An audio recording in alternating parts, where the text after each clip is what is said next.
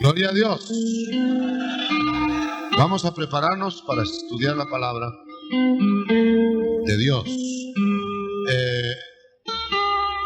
Efesios capítulo 1.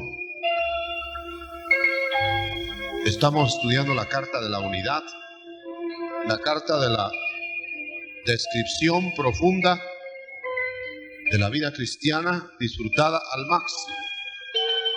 El que quiere disfrutar al máximo la vida cristiana tiene que entender, tiene que leer, tiene que estudiar la carta a los Efesios. Efesios 1, vamos a leer donde dice en el verso 5: habiéndonos predestinado para ser adoptados hijos por Jesucristo,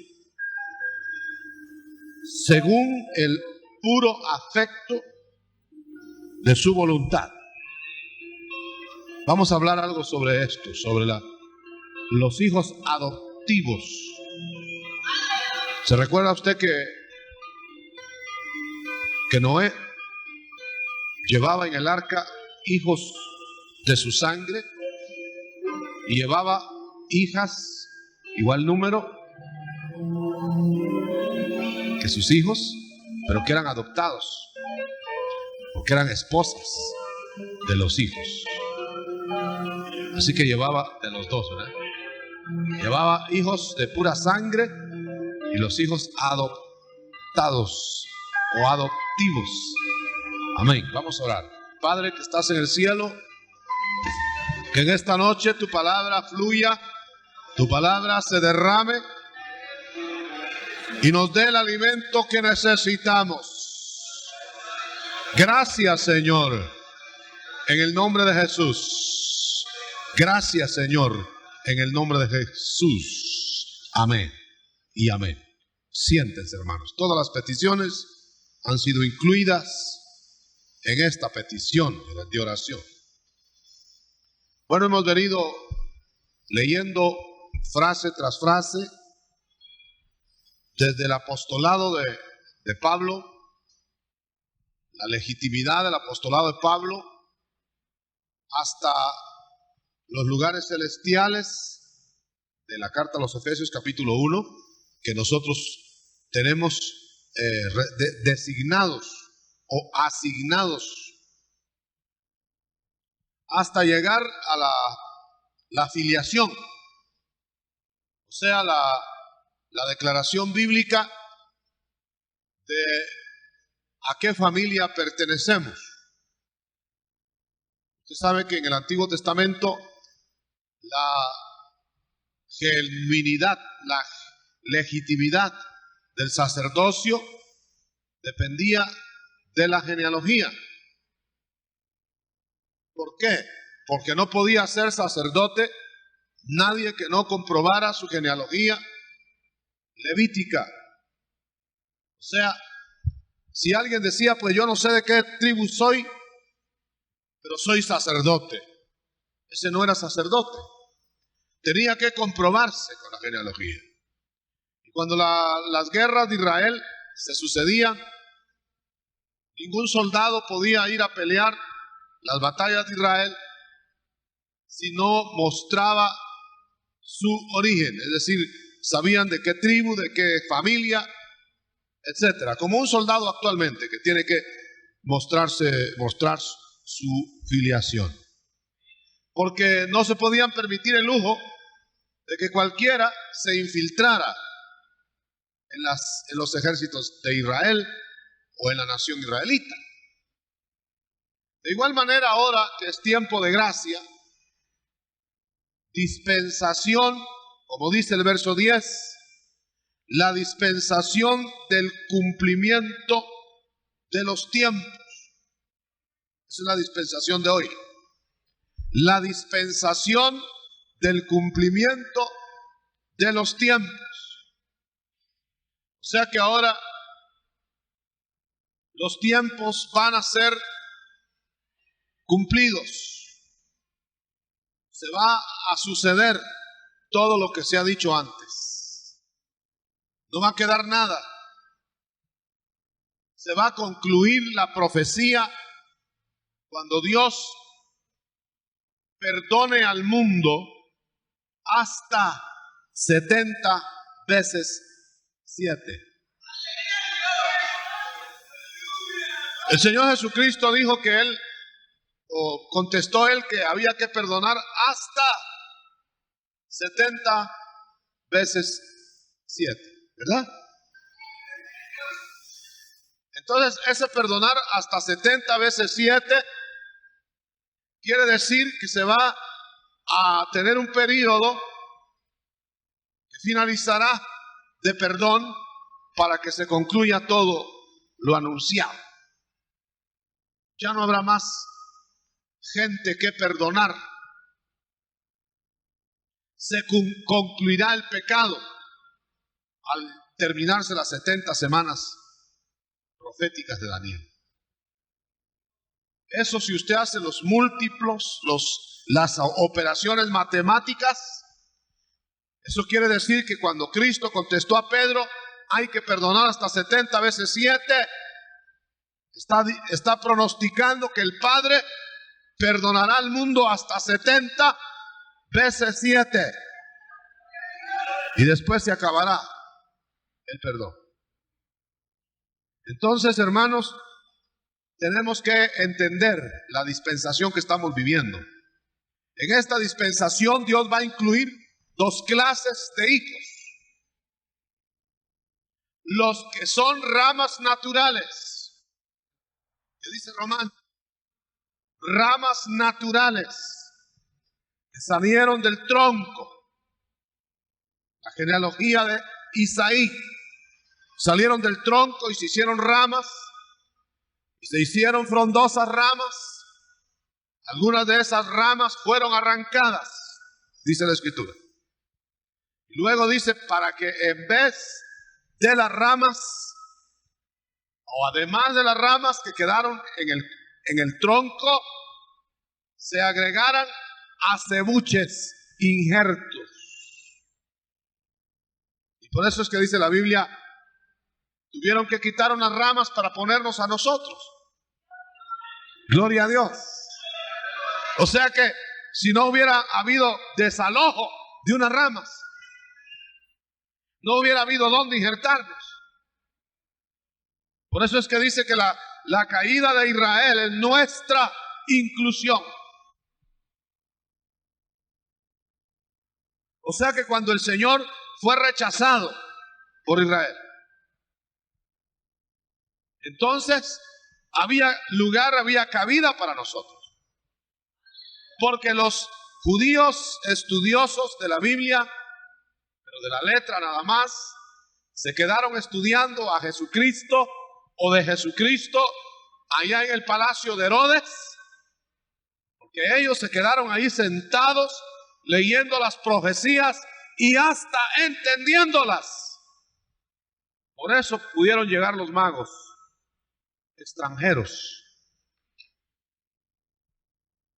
Si los judíos hubieran llegado, si todo el pueblo de Israel recibe al Señor, los magos no hubieran tenido lugar, los extranjeros no hubieran tenido lugar. Pero como los lugareños, los de la tierra del Señor, o sea, sus hermanos, los rechazaron, hubo lugar para nuestra filiación. Amén. Y dice que ahora nosotros no somos extranjeros. No éramos de la República de Israel, dice. Pero ahora hemos sido agregados, pero no somos advenedizos. No somos, porque al consistir nuestra filiación en una adopción, no por eso somos menos hijos. Al contrario, somos depositarios o herederos de las bendiciones espirituales en los lugares celestiales. Usted se siente agregado, pegado, se siente como advenedizo o se siente en casa. Yo creo que más bien el israelita que no entiende esta cuestión se siente como agregado. Se siente que no cabe. ¿Por qué? Porque el verdadero israelita es el que lo es por dentro. Gloria a Dios. Por eso aquí, hermano, dice que nosotros, habiéndonos predestinado para ser adoptados hijos, entonces nos preparó como el horticultor que va a ser un injerto que va a poner en el árbol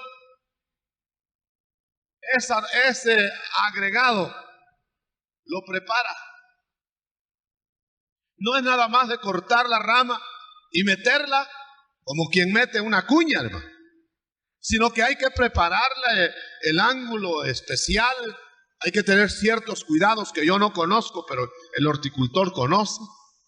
Y dice que hasta hay que hacerlo en cierto día, a cierta hora, con cierta temperatura. Hasta se habla de en luna llena, no sé cómo es la cosa. O sea, que para que haya una adopción, hay una preparación.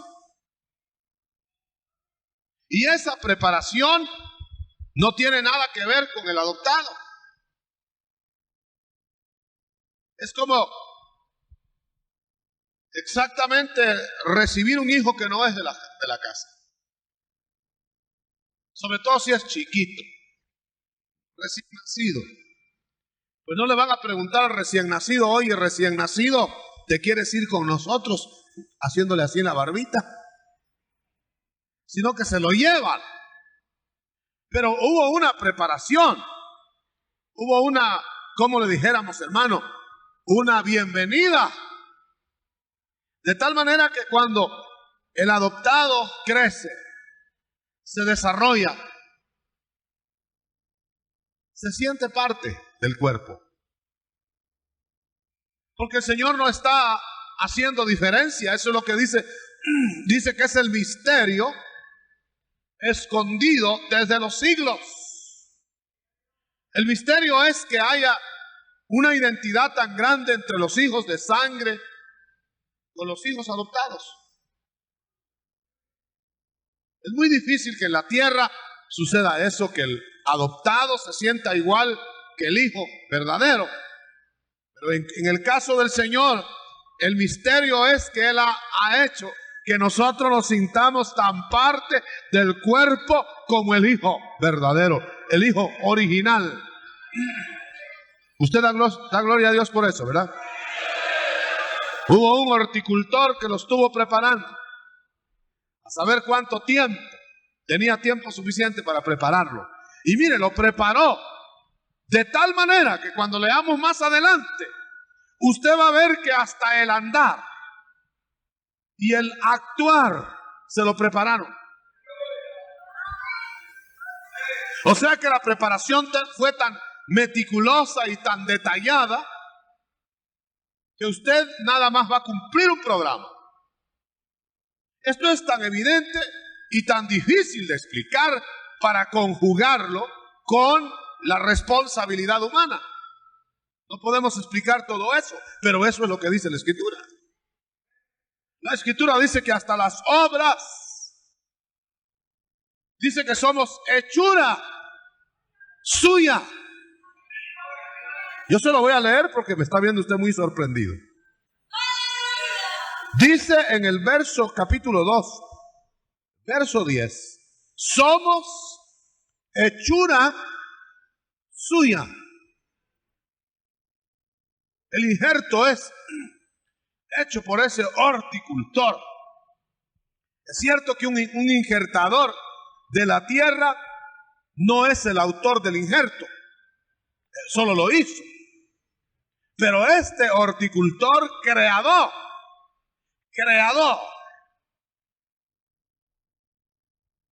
nos hizo totalmente.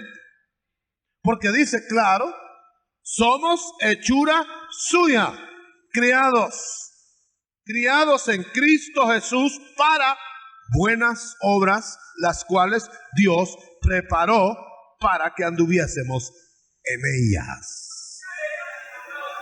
¿Cómo así? Dios preparó también las obras. Sí, eso es lo que dice ahí. Él dice que nos programó. Ahora, ¿de qué nos asustamos de que Dios nos programe? Si programa un pajarito.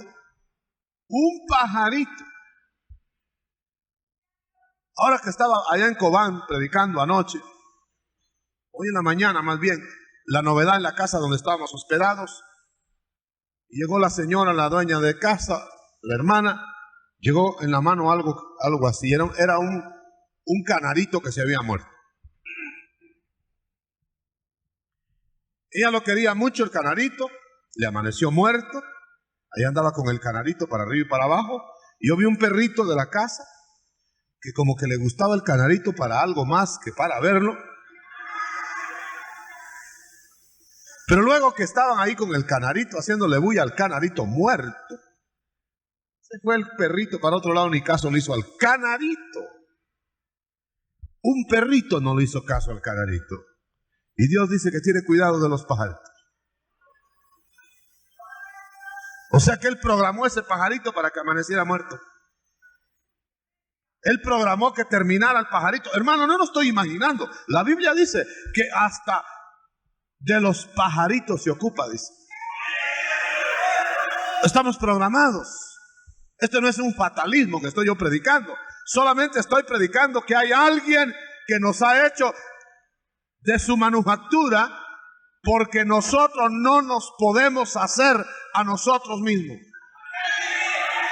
Y como no podemos funcionar por nosotros mismos, ni nos podemos hacer a nosotros mismos, ni nos podemos fabricar nosotros mismos, hay alguien que nos tiene que hacer. Amén, gloria a Dios. Así que volviendo al pasaje original, nos eligió antes. Verso 3 o verso 4, perdón. Nos eligió, dice mi Biblia acá. ¿La suya dice también eso? Nos eligió antes. Esa elección anticipada, de la cual muchos hablan ahora en contra, como que Dios no pudiera elegir, está aquí en la Biblia. Me dijo alguien el otro día, ¿de dónde han sacado eso? Esa doctrina de la predestinación. ¿De dónde ha salido eso? De la Santa Biblia, mi querido hermano. De la Santa Biblia. Aquí dice, según leo, y creo que estoy viendo bien, nos eligió, 4, 5, nos predestinó. Ahora yo mejor prefiero, aunque no entienda, respetar la elección divina y la predisposición de nuestro ser en una programación divina, a negarla porque no la entienda. Yo prefiero saber que Dios nos tiene en su mano. Y además quiero decirle esta noche que el hombre, desde que cayó, se constituye inútil para funcionar solo. Y no es que sea enfermado, y no es que solo sea deformado, porque tal vez eso requeriría una reforma, si se ha deformado, o requeriría alguna reparación, si es que se ha distorsionado, o requeriría una sanidad, si es que se ha enfermado. Pero aquí dice que se ha muerto. Lo voy a leer porque también me está viendo muy raro usted. Capítulo 2, verso 1. Estabais muertos. No dice enfermos. Por eso, hermano, en la parábola del hijo pródigo, le dice el padre al hermano mayor: ¿por qué no te regocijas? Si tu hermano, oiga bien, si tu hermano muerto era y ha revivido. Aleluya. Muerto era. Yo quiero llevarle a esa idea de muerto, porque hay un combate terrible ahora entre que si uno tiene parte en la salvación de uno mismo, si uno es parte determinante de la salvación de uno mismo o no. Y hay quienes se apuntan de un lado y quienes se apuntan del otro lado, y quienes se enojan y se pelean de un lado y del otro lado. Pero yo quiero decirle a usted esta noche que el Señor salió, es decir, nuestro Señor Jesucristo, salió del cielo al cementerio de la tierra a buscar muertos. Ahora, hágame favor, ¿qué cooperación puede tener un muerto para que lo resucite? No le va a decir el resucitador: arréglate muerto porque te voy a resucitar. No le va a decir el resucitador al muerto: muerto, yo quiero que estés muy atento porque te voy a levantar. Sino que sencillamente el Señor va a los muertos y les da vida. Sencillamente. Ahora, ¿por qué va a unos muertos y a otros no?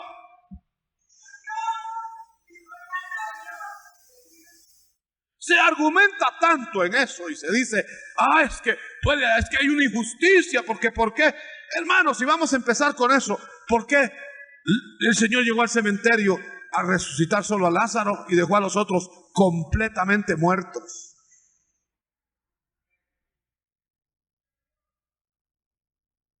Y el Señor fue específico. Él llevaba un plan. Cuando Lázaro murió, llevaba un plan desde que Lázaro se hizo amigo, o más bien él se hizo amigo de Lázaro. Desde que lo vio inútil, desde que lo vio fugado, desde que lo vio negativo, se determinó el Señor darle vida. Y todavía no había muerto. Entonces lo primero que hizo fue, en su misericordia, permitir que se muriera. Porque Él no lo quería remendar, Él no lo quería reformar, Él no lo quería educar, Él no lo quería convencer. Él lo que quería era hacerlo de nuevo otra vez. ¡Aleluya! ¡Aleluya! ¿Cuántos en gloria a Dios? Por eso es mejor darse cuenta de que estamos muertos. Hay gente que viene a Cristo y le dice: Señor, yo quiero que me ayudes. ¿En qué te va a ayudar si estás muerto? En ese caso dile: Señor, yo quiero que me des vida, ¿verdad? Mire, hermano, hay gente que se considera que puede él hacer una parte y Cristo la otra. Y yo me temo que hay muchos que creen que la mejor parte la hacen ellos. Y la última manita se las da el Señor, solo para treparse al cielo. Hay gente, como les decía anoche en Cobán a los hermanos, hay gente que hasta que no les queda ni una gota del vino de la fiesta, andan buscando dónde está Jesús. Cuando ya no tuvieron más vino, porque mientras tuvieron vino, ignoraron a Jesús. En las bodas de Caná, ahí estaba el Señor en las bodas de Caná. Ahí andaba en medio de ellos. Pero como tenían vino y como la fiesta estaba a la manera de ellos y estaban alegres con el estímulo externo, se olvidaron de Jesús. Pero cuando se les acabó el vino, por eso a veces le deseo yo a la gente que se le acabe el vino terrenal. Le voy a decir en esta noche, ojalá lo dejen sin nada. Para que ya sin nada, ya no sale nada de alegría en la vida, ya no hay esperanza en la vida, ya la vida no tiene jugo, aleluya, ya no tiene ni una gota, aleluya. Entonces dice, ¿dónde está Jesús? ¿Dónde estará Jesús? ¿Dónde está Jesús? Aleluya, ¿dónde está Jesús? Aleluya. Por eso es que la gente indiferente todavía tiene de su vinito. Todavía le va bien, entre comillas. Espérese que lo van a poner bien mal. Y ya cuando no tenga ni una gota de alegría terrenal, cuando usted se dé cuenta que ya la vida no tiene sabor, ni tiene alegría, ya no tiene de dónde sacar nada, ya se acabó, mire, por más que le hace así a la botella, no sale nada. Entonces se va a acordar que ahí hay uno que se llama Jesucristo. Y Él sí que le va a dar del vino bueno. Aleluya. ¿Pero qué se necesita para que se lo den? Ese que dijo el maestresala, probó del vino que Cristo hizo, aunque no sabía que lo había hecho Cristo, y lo probó. Dijo, qué bueno este vino, nunca había tomado yo vino, ¿y por qué lo dan hasta ahora que ya se agotó el otro? Hermano, el buen vino no se lo van a dar, sino hasta que reconozca que es superior al otro, que es mejor terminar con lo terrenal. ¿Cuántos están entendiendo el mensaje? Por eso nos han adoptado hijos. ¿Por qué? Porque antes que sea tarde, antes que todo árbol que no plantó el Padre sea arrancado, nos han metido en el injerto. Ahí está el árbol plantado por el Padre. Y antes que talen todos los árboles con el hacha a la raíz, nos injertaron. Nos quitaron de otro árbol y nos pusieron en el árbol. ¿Qué tal si somos del otro árbol y nos talan el otro árbol? No quedamos ni de leña. Pero apresuradamente, rápidamente, pero preparadamente nos arrancaron de allá para ponernos en el árbol de la vida. Aleluya, qué injerto más bueno. Y ese injerto pegado va a dar mejores frutos que la rama natural. Y ese injerto pegado va a vigorizar más todavía en el árbol. Hemos sido adoptados hijos por Jesucristo según el afecto de su voluntad, verso 5, para alabanza de la gloria de su gracia, con la cual nos hizo aceptos. O sea que el Padre dijo, ese injerto está bueno, lo acepto. Yo creo que debemos hacer la invitación al revés de como lo hacemos. A ver cuántos vienen para que el Padre los acepte. No que, a ver quiénes quieren aceptar al Padre. Así lo hacemos, ¿verdad? Vamos a tener que cambiar el orden. A ver cuántos vienen para que el Padre los acepte, ¿eh? Está mejor, está mejor.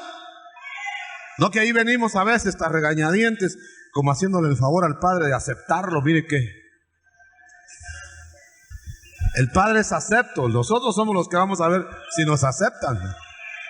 Pero como el amado Hijo es el que nos lleva, entonces nos acepta. Porque nos aceptan en Él. El Señor, el Dios Padre, ve al Hijo para aceptarnos. Somos aceptos en el amado, no en nosotros. Porque ¿cómo venimos, hermano? Usted me tiene que permitir otra vez al pródigo. ¿Me presta al pródigo otra vez?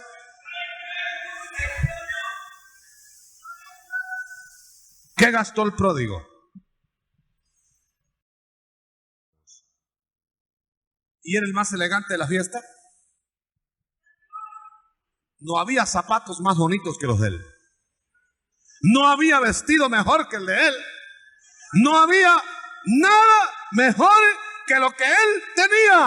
Ahora, ¿cuánto gastó?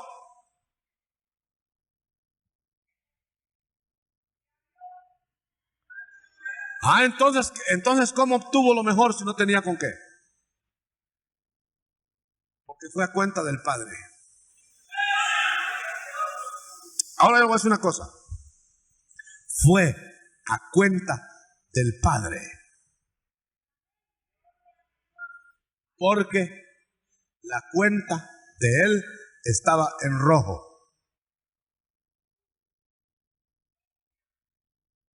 Pero nosotros queremos estar llenos de nosotros, llenos de lo nuestro, llenos de lo que nos pertenece, llenos de lo que hacemos.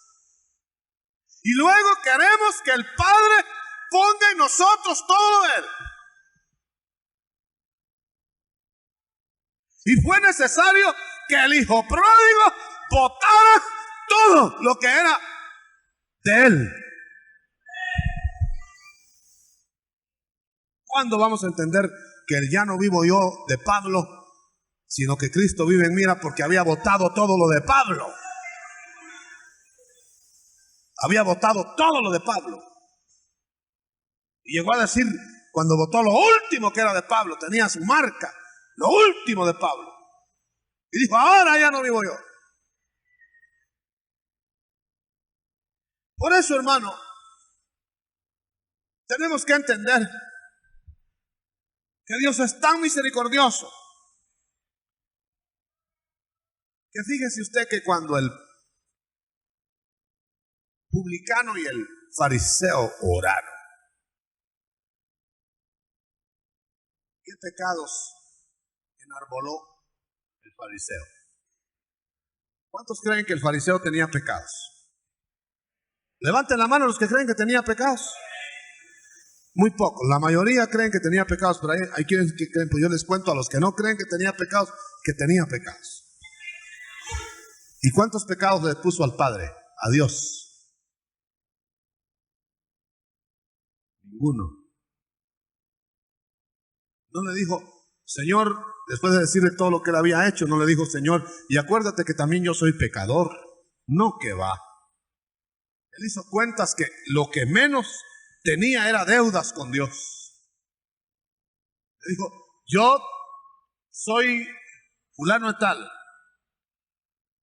Tengo en mi cuenta tantos ayunos a la semana. Yo te he dado mis diezmos. Bueno, le hizo la lista de todas sus cualidades. Todas sus cualidades. Y no mencionó ni un solo pecado. ¿Sabe cuál es el peligro de la gente para no ser perdonada, hermano?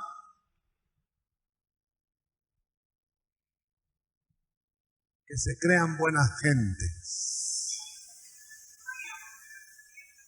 Dios no tiene misericordia de las buenas gentes. No está lleno el paraíso de buenas gentes. Se lo cuento esta noche. Se lo participo esta noche.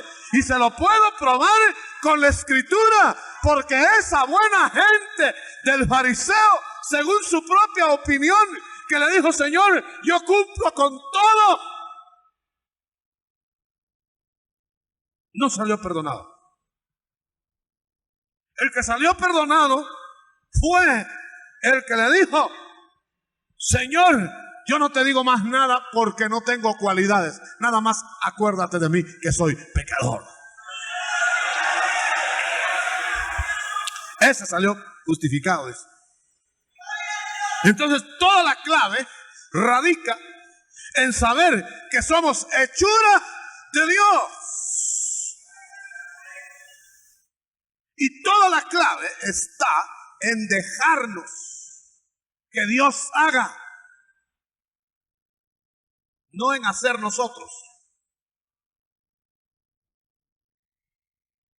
¿Cuál es la falla de un siervo? El siervo está mirando a saber qué para otro lado. Y el patrón le dice, oye, siervo, mira, hazme tal y tal cosa, mirando para otro lado. ¿Cuál es la falla de ese siervo? La falla de ese siervo es que no hace lo que su patrón quiere que haga. ¿Por qué? Porque tiene otros intereses.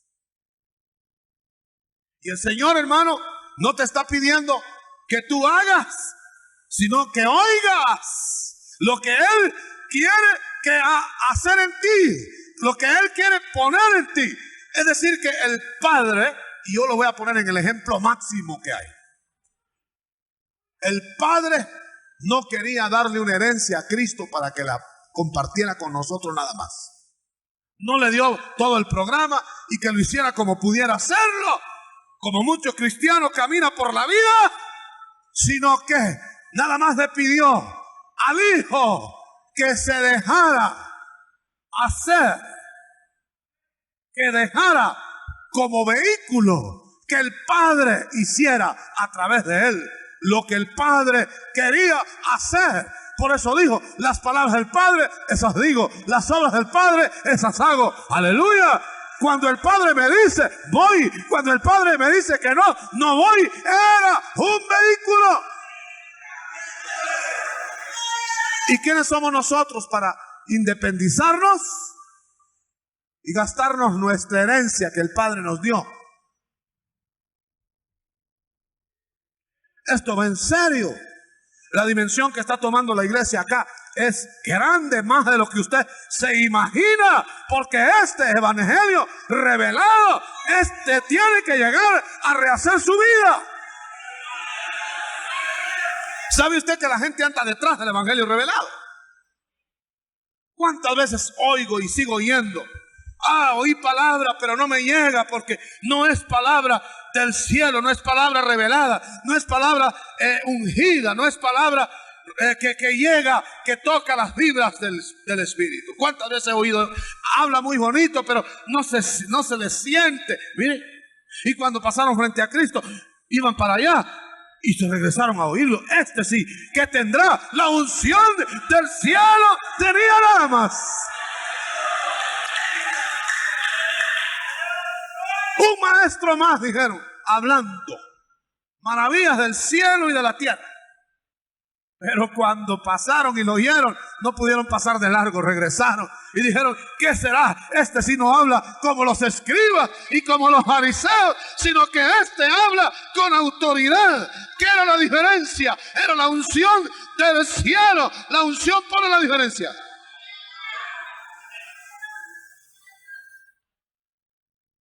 Yo le decía a un hermano esta tarde, si el Señor envía a sus discípulos sin pasar por el aposento alto, hubiera enviado levitas en vez de enviar discípulos de la gracia. Hubiera enviado levitas. ¿Qué quiero decir con eso? Legalísticos. Hubiera enviado letras, un montón de letras en cada discípulo. ¿Pero qué hizo él? Les puso la unción en el aposento alto. Y aquella letra empezó a moverse, a ser viva. Y cuando fue viva, salieron con palabra viva. Y ni siquiera 12, 11. Volvieron el mundo, removieron el mundo. Esto quiere decir, hermano, que hemos sido adoptados Yo le agregaría, no le agregaría porque después lo aclara, lo diría antes, no solo adoptados, sino adaptados. O sea que para que estuviéramos como un injerto pegado, como un injerto vivo, como un injerto que nada tiene que desear de la rama natural, tuvo que haber vida en el injerto. Un injerto no puede ser algo exterior nada más. Claro que en lo exterior se ve que el injerto pegó. Se siente la frescura, se siente el verdor del injerto. Pero eso se podría imitar con una manita de pintura. Pero si se cortara el injerto para ver qué hay adentro, hay savia, hay vida. Y el horticultor no se equivoca, yo me puedo equivocar, pero el experto horticultor no se equivoca, llega al injerto y sabe cuando el injerto pegó y cuando no pegó. Mira, a este no pegó. ¡Ah! Manojo de injertos. ¿Por qué vio que no pegó? No tuvo necesidad ni de hacerle así con la uña ni partirlo por la mitad, sino solo vio que estaba sin vida.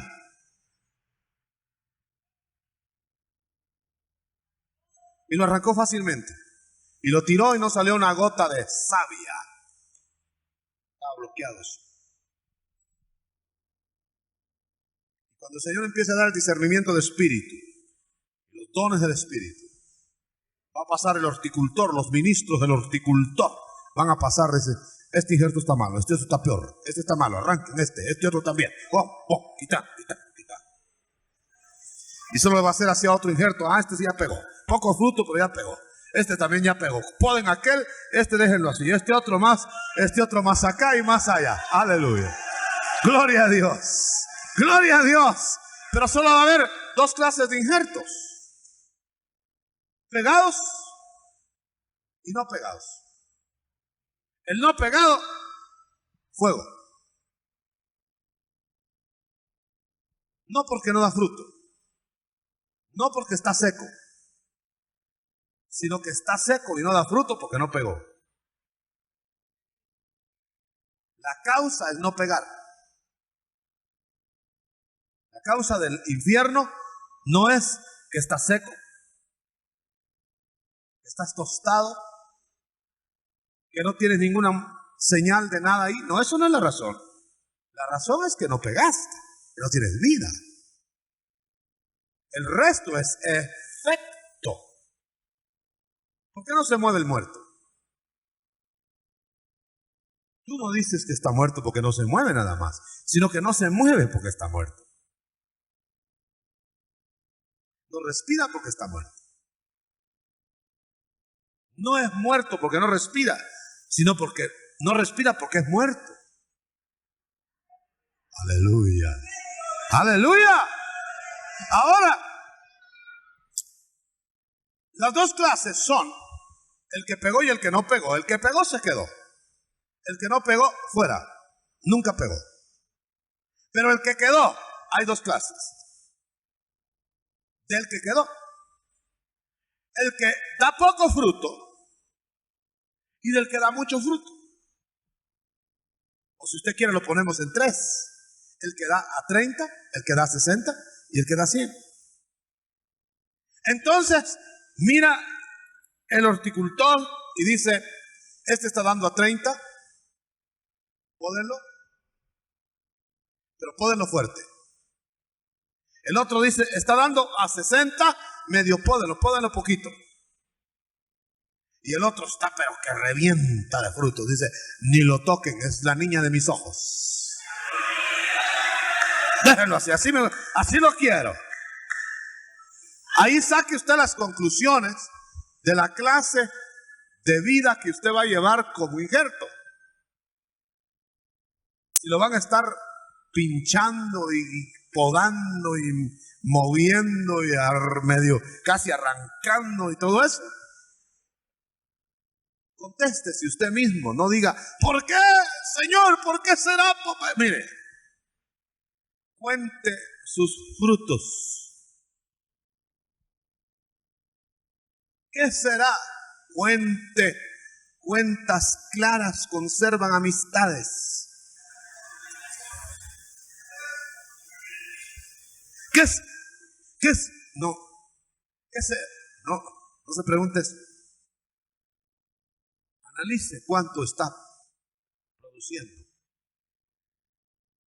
Pero todavía gócese de que a lo menos está produciendo. Porque si no está produciendo, no va a haber poda. No va a haber cuidado. Va a haber corte. Yo no deseo en esta noche que nadie experimente el corte.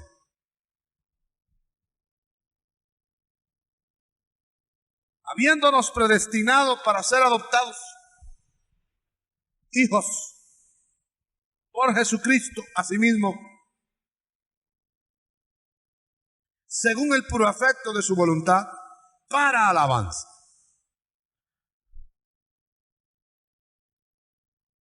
Para alabanza de la gloria de su gracia. Quiere decir, hermano, y esto es ya final, que el Señor no solamente, según el verso 4, nos quiere santos, sin mancha, sino que nos quiere adoptados y bien pegados. Y no solo eso, sino en alabanza o para alabanza. Eso no quiere decir alabar, levantar las manos y todo eso. No, no, no. Aquí lo que quiere decir es que cuando lo vean a usted y comparen lo que era, van a decir, este injerto es aquella varita que arrancaron, toda negrita, toda torcida. Esta es. Alabado sea Dios.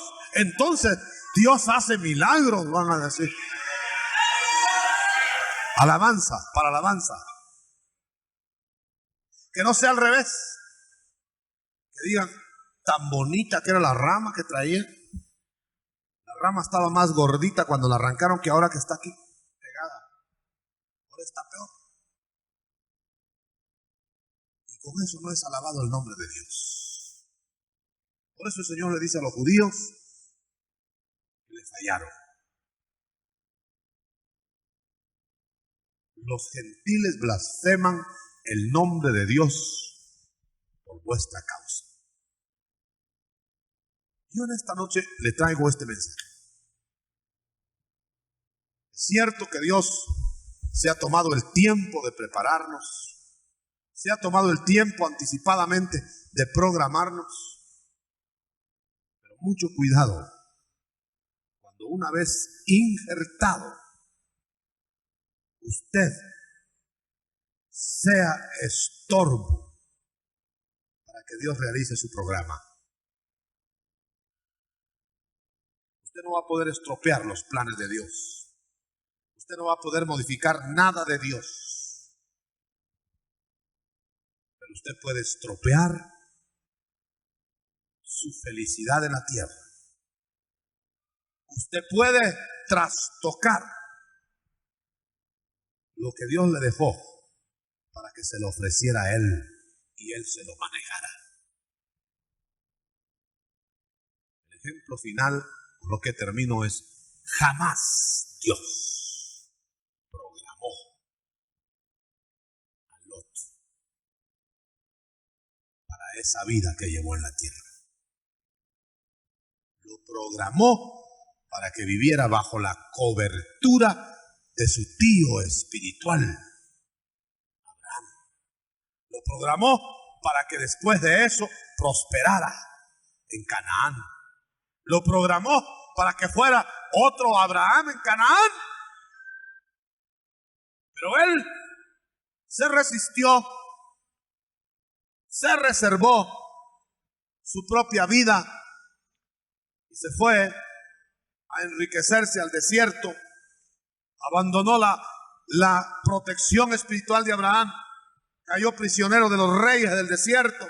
Abraham lo tuvo que liberar, y después de eso se fue a Sodoma, y después de eso el desastre, y después de eso una vida tremenda allá con Abraham. No era feliz porque era carnal y le estropeaba. Abraham con su vida espiritual le estropeaba su vida carnal. Esa gente no puede ser feliz con el espiritual, y se va del espiritual y no puede ser feliz con los carnales de Sodoma. Fíjese, fue desdichado en Sodoma porque no pecaba como lo de Sodoma, pero estaba en medio del pecado de Sodoma. Fue infeliz con los espirituales, fue infeliz con los carnales, y salió de ahí a morir tristemente en una cueva, a morir deshonrado, a morir con estigma en su generación. Y sin embargo, cuando murió Lot, fue recibido en los cielos como lo que era, justo, pero justo que no supo vivir en la programación de Dios. Justo en los cielos, desdichado en la tierra. Se puede ser justo porque ven la justicia imputada por Dios, pero nuestros hechos pueden darnos la cosecha más pavorosa que usted pueda imaginar. No se lo deseo eso a usted esta noche. Cierre sus ojos. Yo no le deseo eso a nadie. Yo le deseo que así como fue predestinado para ser santo, acepte la predestinación para ser digno, para vivir una vida de altura, una vida de bendición en la tierra. ¿Habrá alguien que el Espíritu toque y que quiera venir a que Dios le acepte? En la familia de los injertos, ¿habrá alguien? ¿Habrá alguien? ¿O ya todos están injertados? El Señor le quiere aceptar.